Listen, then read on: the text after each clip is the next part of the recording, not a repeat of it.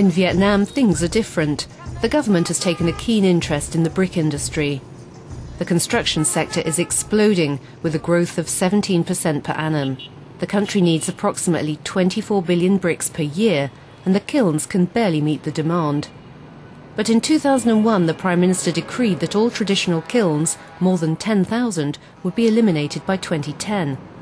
The government wanted them replaced by tunnel kilns, a more recent technology with a bigger capacity. The reasons? The environment and the growing demand. Less than 2 years before the death knell of the traditional kilns, they continue to thrive in the provinces.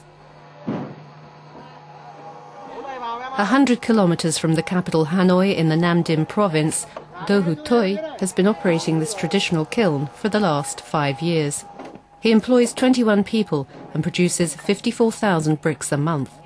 The kiln operates all year round and makes a good profit. Toi doesn't seem overly concerned with the government's decree, so much so that he's now adding a new chamber to his kiln.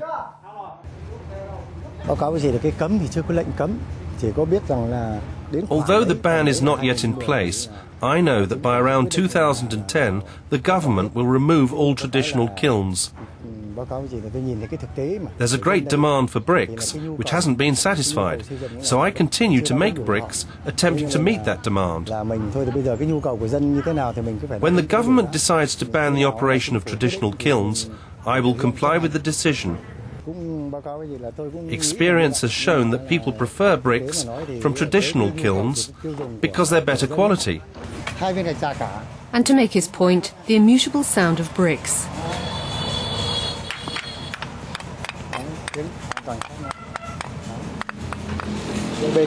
But whatever the sound, for Toi, people remain staunchly faithful to traditional bricks.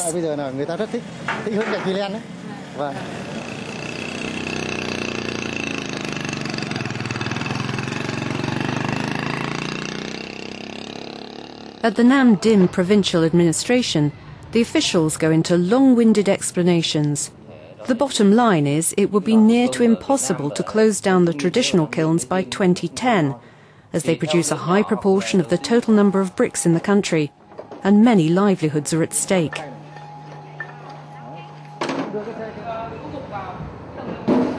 This is the future of the brick industry in Vietnam, tunnel kilns. It was the technology used in Europe in the 1960s. Today there are 400 of them operating in Vietnam, and each has a production capacity of 10 to 20 million bricks per year.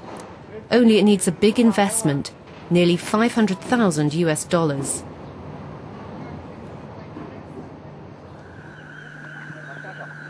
Meanwhile, in this transition period, the vertical shaft brick kiln has taken 15% of the market share. The technology has been adopted not only because it pollutes less, but also because it requires less investment. $100,000 to $150,000. Many traditional kiln owners are switching to VSBKs, and there are now 300 in Vietnam, each one of them producing between 2 to 6 million bricks per year, and the working conditions are nowhere near as bad as in India or Nepal. The smallest kiln here is mechanized. In addition, tunnel kilns and VSBKs are increasingly producing hollow bricks, which use less energy for production. Walls constructed with hollow bricks have better insulation and require lower energy for heating and cooling of the building. Experts say in Asia, a bungalow constructed from hollow bricks would save up to 12.2 tons of CO2 in air conditioning over a period of 40 years. I would say the Vietnamese are very, very innovative brickmakers. They take a lot of risk. I really don't know what is the reason behind it. It may be the sort of deprivation which they faced during the war years.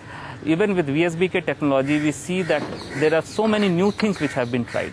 Whether it was lifting of bricks, whether it was the hydraulic system for unloading the bricks.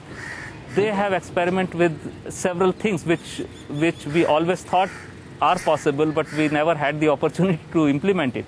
And they just went ahead and they have all these innovations which are there. The government hasn't formally given its blessing to the VSBKs. They remain a temporary solution to the traditional kiln dilemma. But the Vietnamese brickmakers have adopted the technology in only 5 years, and there are more than 300 kilns in the country. Whereas in India, the first VSBK was introduced in 1996, there are only 100, and the majority of the brickmakers are still resisting change. For Dr. Arun Kumar, the battle is not lost, and change will come with the right incentives. The VSBK, the eco-kiln, is vastly energy saving, saves coal.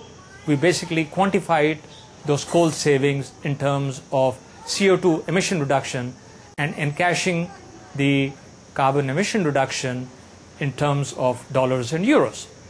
And this has been a major incentive in terms of driving change. Once they produce something like 2 million bricks, they are entitled to something like $4,500, $5,000. So clearly, I think people will change provided appropriate incentivization is put in. 2, that the technology is reliable. And 3, that there are agencies and people who are willing to escort them through this change process. It's not just enough to say that change will happen by the wave of a magic wand.